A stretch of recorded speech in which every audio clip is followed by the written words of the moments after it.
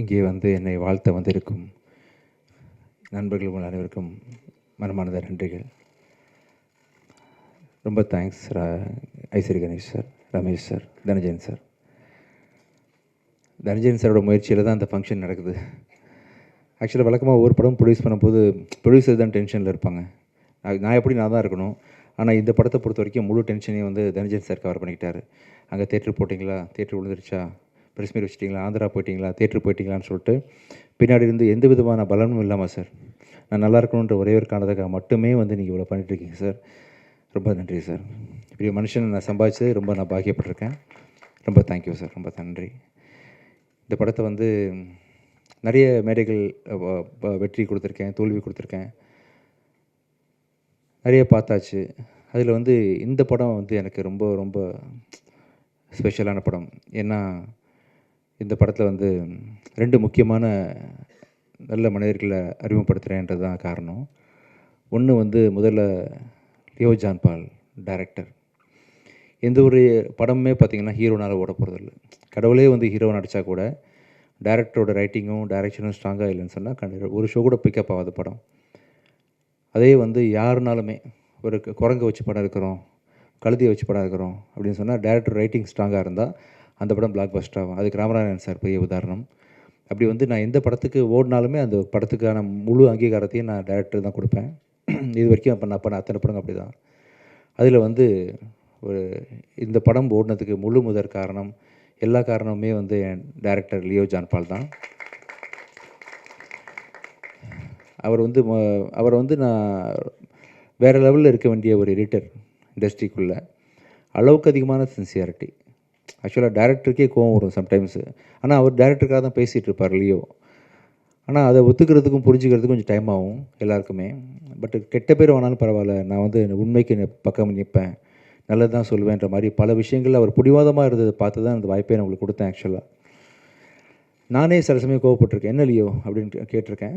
நான் ரொம்ப யோசித்து பார்க்கும்பொழுது அவர் வந்து தான் வேலைக்கு ரொம்ப உண்மையாக இருந்திருக்காருன்றதை நான் வந்து புரிஞ்சுக்கிட்டேன்.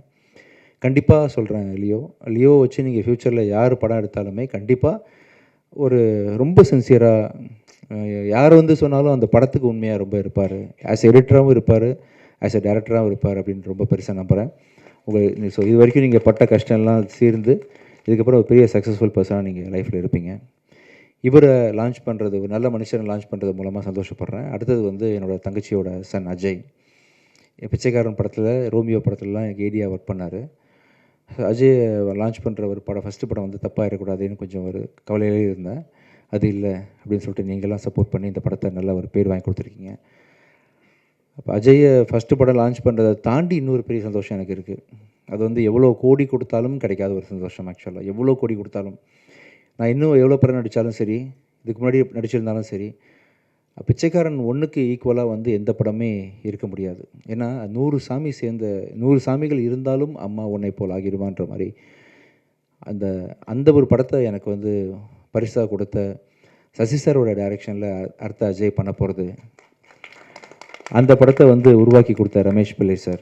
ஒரு 2வது படத்துலேயே வந்து ஒரு ஹீரோவுக்கு வந்து சாதாரண விஷயம் இல்லை அஜய், புரியாது அதோட முக்கியத்துவம் என்னன்னு தெரியாது. அதுவும் அந்த கதையை நான் கேட்டேன்.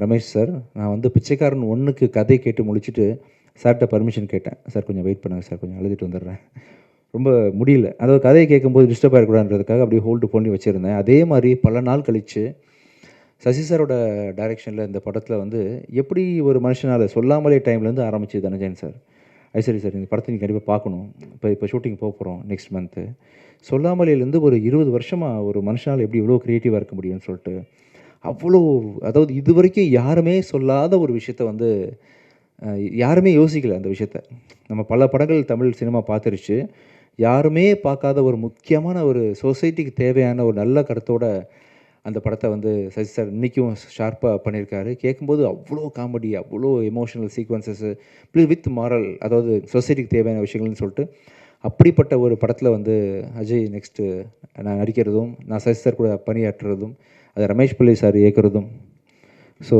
இப்போ ப்ரொடியூஸ் பண்ணுறதும் பெரிய ஒரு சந்தோஷமான விஷயம்.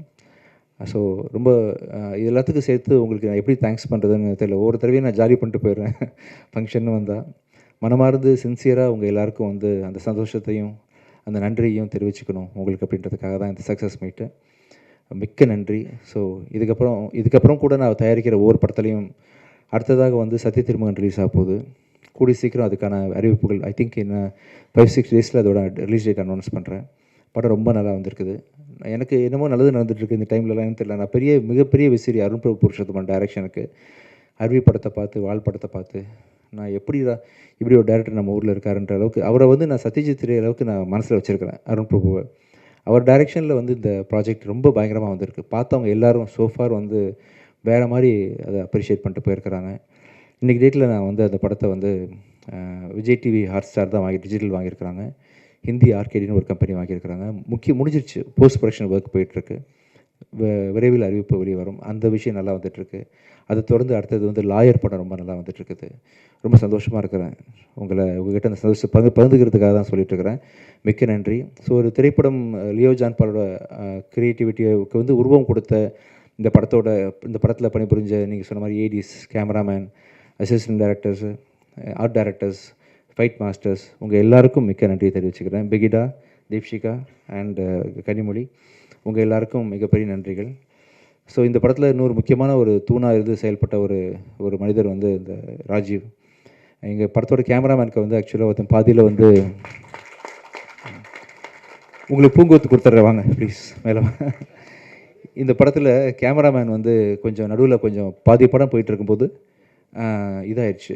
கொஞ்சம் கால் பிரேக் ஆகும்போது அந்த கேமராமேனுக்கு உறுதுணையாக இந்த படத்தை நிறுத்திடக்கூடாது அப்படின்னு சொல்லிட்டு பாதியில் வந்து ஜாயின் பண்ணி படத்தை நல்ல முறையில் முடிச்சு கொடுத்தா உங்களுக்கு மிகப்பெரிய நன்றி. வாங்க.